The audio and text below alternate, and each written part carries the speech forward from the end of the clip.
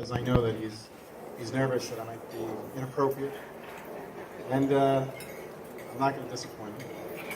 No, I've been asked to answer just this one question today, and that's this. What does Vanessa get out of this deal? So if you were to ask Gita, Rafe's mother, she might say, שטויות. איזה שאלה זה? הוא לא רק חכם, הוא חתיך והוא נחמד. אני אגיד לך את האמת, הוא ילד הכי חמוד בעולם. And really, who could disagree with that?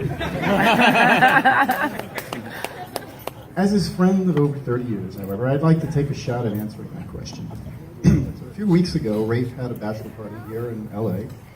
Lots of his friends flew in for the event. And at some point in the night, inevitably, the toasts began. And a few things became quickly apparent. First, Rafe's friendships are rarely superficial. Second, almost everyone has a Rafe story to tell. And third, Rafe's friends are willing to travel a very long way for the opportunity to roast him.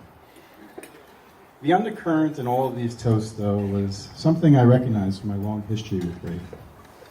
There's this humor that always leads to a deeper connection. Rafe loves blunt honesty, whether it's directed at him or you, it doesn't matter, as long as it's somewhere in the mix. And over time you realize he's like this large, hairy, planetary body with a strong gravitational pull. And friends just start to surround him. And it's surely this same pull, I think, that brought Vanessa into his orbit. And that's enough with that metaphor. For a long time, Rafe and I have had this running joke about living life. He'd tell me he's moving to Los Angeles, and I'd say, really? And he'd say, yeah, Jess, it's called living life. You should try it sometime. Or I'd say, Rafe, I'm having twins. Really? Yes, Rafe, it's an East Coast thing. It's something we call living life out here. So on and so on. You get the joke. Well, my beautiful friend, you found yourself an incredible, beautiful, smart woman to spend your life with, and all I'd like to say to you now is, here's to living life, l'chaim.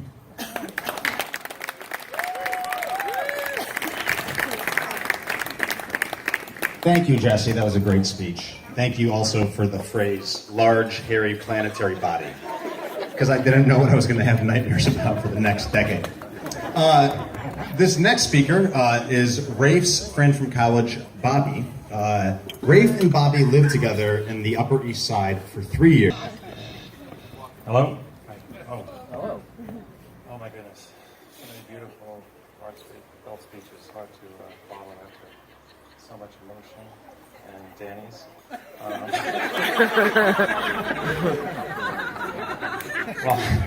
Just have a date. Okay. I can barely see. I'd like to start by telling a story about enduring friendship and sneakers. I'd like to start by telling a story about enduring friendship and sneakers. The endurance needed for this great friendship that has lasted decades with Rafe and a bunch of these guys. Well, it's the same endurance that I know Rafe and Vanessa will bring to this beautiful relationship. I've gotten to know Vanessa and her loving and caring nature. And I also see her strength and capacity for endurance. And girlfriend, with Rafe, you're gonna need it. These sneakers, suddenly a prop comment. These are the beautiful sneakers that Rafe gave a bunch of his very oldest buddies as a present at his bachelor party. But coming from Rafe, these are more than just a simple gift. These sneakers are a statement that if somehow you forgot, didn't know, or simply hadn't fully realized, the truth is that you have been and always will be on Rafe's team. And that's really a good thing, because on that team, I've had a world of laughs, silliness, and great times. However, it also means that you have somehow submitted to Rafe's will in making all of his friends embrace any number of things you could take or leave. Just one of which includes soccer. Oh, sorry, Rafe says we're supposed to call it football. Rafe is, I guess, what, European? Anyway, as a demonstration of that loyalty, Rafe asked, that we all wear these beautiful sneakers to last night's rehearsal dinner. So what does all this have to do with sneakers? Well, I have a confession to make. These sneakers that you see here,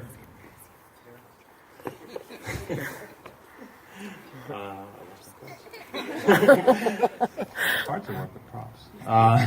These sneakers that you see here, that represent both Rafe's loyalty to his friends and the loyalty he asks of us, these very sneakers are not the same sneakers Rafe gave me.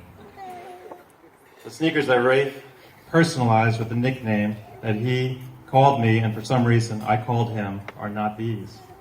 Those sneakers I lost almost immediately when I left them in the rental car at LAX after the bachelor party. Now, I'm a lifelong runner, so I have my own relationship with sneakers and endurance. I've also had more bad dreams than I can count, where I've lost sneakers just before a race was about to start. A better psychologist might easily understand the angst associated with wanting to be fully in something you love, but suddenly losing the object that would allow you to do so.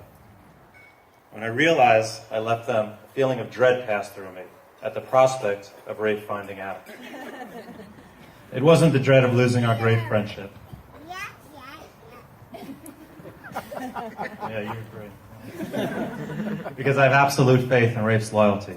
It was the dread of hearing the same dumb joke Rafe would make about my carelessness for the next God knows how many years we have left. Honestly, I just felt bad about letting him down at his wedding.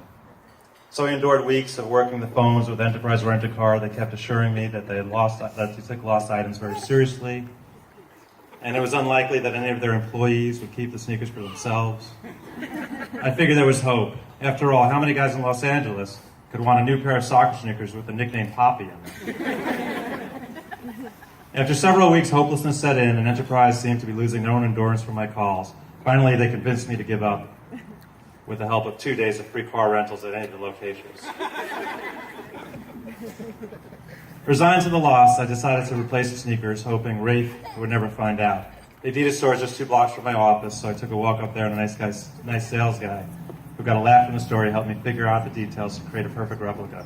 Lush blue color, suede material, gold Adidas emblem, nickname Poppy on the insole, perfect. Just as he was about to place the order, his computer went down. No worries, he said. Just give me your phone and I'll do it on there. He fired it off quickly. Back in my office 15 minutes later, I looked at the email confirmation and all details were perfect. All perfect in size 9.5. Unfortunately, I'm a 10.5. I immediately tried to change the order, but all sales were final, no changes on custom orders. So a week of testing my endurance with Adidas, I resigned myself to try again. This time I would place the order myself. I compulsively checked and rechecked the order and finally clicked to buy. So here I am with the perfect replica of the sneakers that arrived just 2 days ago, and Rafe would never find out.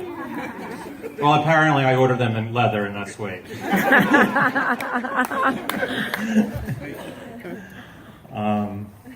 So I wore them last night in hopes that I wouldn't notice the difference. I mean, seriously, how often do you look at another man's shoes? Do you get that reference?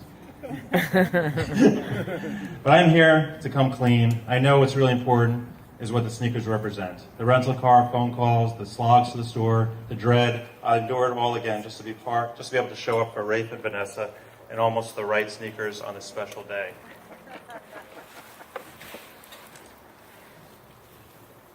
Rafe, you deserve nothing but the best, and tonight you got it. Vanessa is beautiful, intelligent, and accomplished with a great sense of adventure. Most importantly, she knows exactly how to care for you. Vanessa, I'm so glad that Rafe found you, and when the endurance is tested, when Rafe is driving you crazy, and the other way around, just remember that you both just want each other to love what each other loves, and that comes from the very best parts of yourself. So that's my toast. Cheers. I love you guys.